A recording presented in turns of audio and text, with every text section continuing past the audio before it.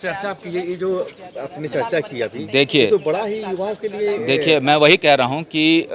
आपको याद होगा जेपीएससी का आंदोलन हुआ था, जेएसएससी का आंदोलन हुआ था, लाठीचार्ज हुआ था, सीरियल वाइज सबका रिजल्ट प्रकाशित हो गया था। सरकार ने कहा था ये एक महज संयोग है। उसके बाद सरकार ने माना कि यहाँ पे कहीं ना कहीं दिक्कत हुआ। अभी मान के चलिए कि ये बिल उस समय रहता तो ना जेपीएससी का आंदोलन हो पाता, ना जेएसएससी का आंदोलन हो पाता, ना युवा जो आज स्थानीय नीति 1932 को लेकर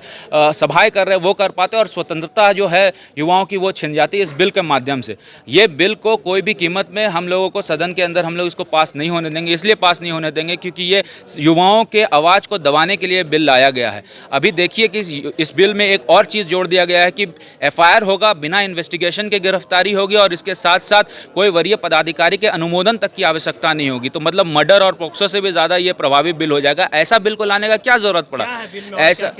ये तो अहम बिल में मुद्दे हैं। उसके बाद है सरकार ने ये कहा है कि परीक्षा कर्मियों के खिलाफ भी अगर आप आवाज़ उठाएंगे और उसके परिवार के खिलाफ भी आप आवाज़ उठाएंगे तो उस पर भी आपको एफआईआर करके अंदर जेल के अंदर घुसा दिया जाएगा। तो मुझे लगता है इन सब सारी बिंदुओं के कारण आने वाले दिन में ना कोई आंदोलन होगा, ना युवा सड़क पर आ पाएंगे, ना अपनी आवाज़ को रख पाएंगे, क्योंकि उसमें एक और चीज़ जोड़ दिया गया है कि यदि आप एफआईआर के तरह इस पर बुक हो जाते हैं तो 2 से 10 साल तक के लिए आपको कोई भी एग्जाम देने से डिबार कर दिया जाएगा। अभी देखिए जितनी भी आंदोलन हो रहे, लाइब्रेरी से उठ के युवा जाते हैं,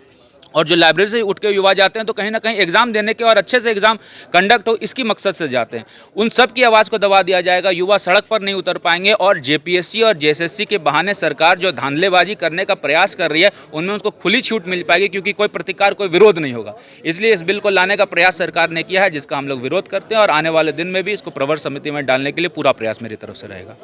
तो ये बिल लाने का मकसद क्या है कि पिछले दिन जो सड़क पे लड़के दिख रहे थे वो दिखे नहीं?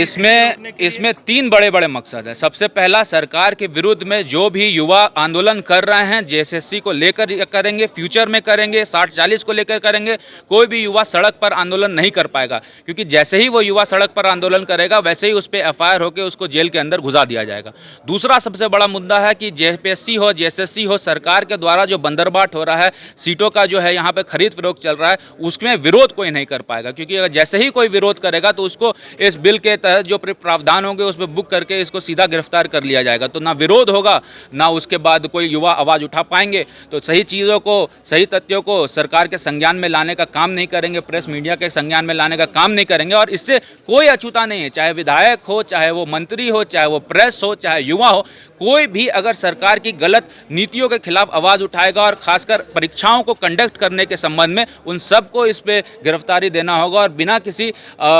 वरीय पदाधिकारी के अनुमोदन के, बिना कोई इन्वेस्टिगेशन के एफआईआर के आधार पर आपकी गिरफ्तारी हो जाएगी। तालिबानी एक तरीके से तालिबान की तरह। अब देखिए कि सरकार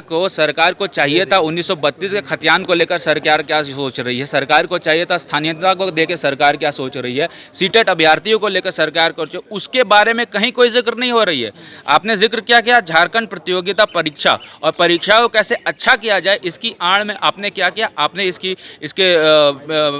कर्टन के पीछे जाके आपने एक ऐसे बिल का यहाँ पर ले करने का प्रयास कर रहे हैं जिसपे कोई भी युवा आवाज़ नहीं उठा पाएगा, और आने वाले दिन में इसका प्रभाव आप देखिएगा, युवा सरकार के विरुद्ध बोलने से डरेगा। ये मुझे लगता है कि इमरजेंसी से भी बड़ा खतरनाक बिल ये सरकार प्रस्तुत करने जा रही है।